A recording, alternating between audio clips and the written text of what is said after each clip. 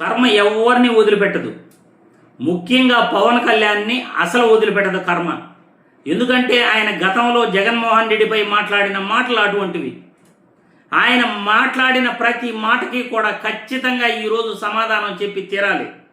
కోడి చెరువు కబ్జాపై ఈరోజు నెటిజన్లు ఏమంటున్నారంటే కర్మ ఎవరిని వదిలిపెట్టదు.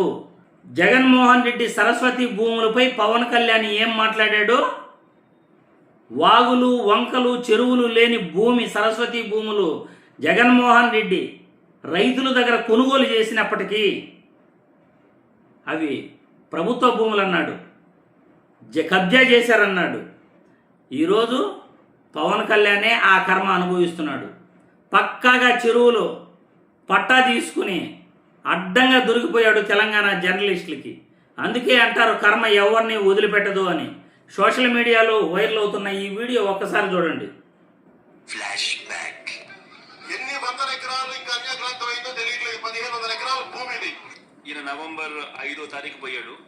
ఈయన ఆదేశాలతో అక్టోబర్ 26వ తారీఖున లోకల్ ఎంఆర్ఓ భూములన్నీ కూడా పరిశీలించి ఆవిడ అన్న మాటలు ఒకసారి విందామా? అంతా కూడా గవర్నమెంట్ పట్టాలే అండి. దీనిలో చెరువులు కానీ వాగులు కుంటలు అలాంటివి ఏం లేవు. వాటర్ బాటిల్స్ కూడా ఏం లేవు. 1000 చిల్లర ఎకరాల మొత్తం పట్టా భూమి అని ఆవిడే చెప్పింది. ఎక్కడ వంకలు వాగులు ఏవి లేవని కూడా ఆవిడే చెప్పింది. దీనికి పవన్ కళ్యాణ్ అనే వ్యక్తి అది పోవడం, అది ఏమేమో జరుగుతుందని చెప్పడం, ఈ రోజున సరస్వతి పవర్ ప్లాంట్ అని చెప్పి ఈ రోజున దీనికి ఇంకా రైతాంగానికి న్యాయం జరగల. ఒక ఎకరా గవర్నమెంట్ ల్యాండ్ లేదు, అంతా ప్రైవేట్ ల్యాండ్. రైతులను సంతోష పెడుతూ రైతులకి ఏం రేటు కావాలనో వాళ్ళనే అడిగి వాళ్ళు అడిగిన రేటు కన్నా ఎక్కువ రేటు ఇచ్చుకో. అది జగన్మోహన్ రెడ్డి అంటే. కట్ చేస్తే సో ఇప్పుడు పవన్ కళ్యాణ్ గారు చెప్పాలి, జన్వాడలో ఉన్న కోడి చెరువుని ఎంత తెలివిగా ఎంత చాకచక్యంగా కబ్జా చేసినావు మిస్టర్ కొన్నిదెల పవన్ కళ్యాణ్. ఎంత తెలివిగా 10 ఎకరాల భూమిని నీ పేరు మీదకి మార్చుకున్నావు. కర్మ వదలదు ఎవరిని, కర్మ ఎవరిని వదలదు. ఎవరు చేసిన పనులు వాడు తగులుతాయి. అవును, కర్మ ఎవరిని వదలదు. పవన్ కళ్యాణ్ చెప్పినట్లు గతంలో జగన్మోహన్ రెడ్డిపై చేసిన ఆరోపణలు ఖచ్చితంగా పవన్ కళ్యాణ్ మెడకు చుట్టుకున్నాయి.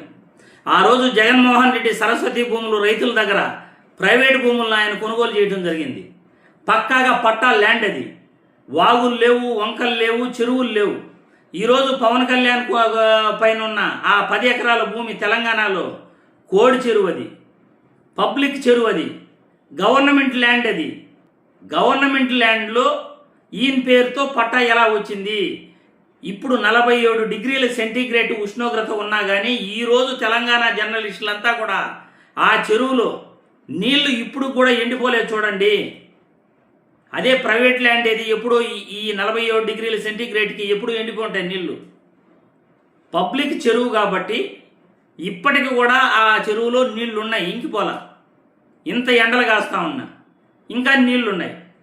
ఆ చెరువులు కోడి చెరువులు ఒక పక్క 10 ఎకరాలు పవన్ కళ్యాణ్కి, ఇంకో పక్క 16 ఎకరాలు ఇంకొక వ్యక్తికి పక్కాగా కంచి వేసేస్తున్నారు. అదే కదా కర్మ అంటే. ఎవరు ఆ చెరువులో పవన్ కళ్యాణ్కి పట్టా ఇచ్చిన మహానుభావుడు?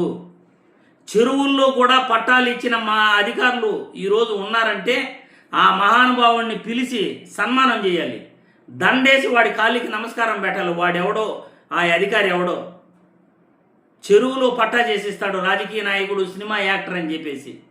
ఇలా ప్రభుత్వ భూముల్ని కబ్జా చేయడానికి వీళ్ళకి ఎవరు అధికారం ఇచ్చారు? చెరువుల్లో పట్టా ఎవడు ఇస్తాడు అసలు పవన్ కళ్యాణ్కి?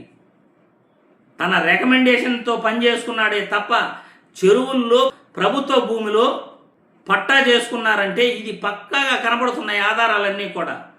ఇది కబ్జా భూమే అని. ప్రైవేటు వ్యక్తి దగ్గర నేను కొనుగోలు చేశానంటే అది వేరే విషయం. అది ప్రైవేటు వ్యక్తిది కాదే, పబ్లిక్ చెరువు అది. అక్కడ బతుకమ్మ ఆడతారు. తెలంగాణ ప్రజలు సాంప్రదాయ పండుగలన్నీ అక్కడే చేసుకుంటారు. అటువంటి చెరువు భూమిని 10 ఎకరాలు పవన్ కళ్యాణ్ పేరుతో రాసుకోవడం ఏంటి? పట్టాగా మార్చుకోవటం ఏంటి? చెరువులో పట్టా ఇచ్చిన ఆ మహానుభావుడు ఎవడు? పవన్ కళ్యాణ్ యొక్క అవినీతి భాగోతం అంతా కూడా బయటపడతా ఉంది. నేను సనాతన ధర్మం అని, భగత్ సింగ్ అని, చేగువీర భక్తుడని, చేగువీరాక పరమ శిష్యుడని అలా చెప్పుకునే పవన్ కళ్యాణ్ ఈరోజు అవినీతి ఆరోపణలు ఎదుర్కోవటం ప్రజలందరూ కూడా పవన్ కళ్యాణ్ యొక్క నీతి నిజాయితీని, ఈయన ఏంటి ఈ మనిషి అనేది ప్రతి ఒక్కరూ అర్థం చేసుకునే రోజు ఇది.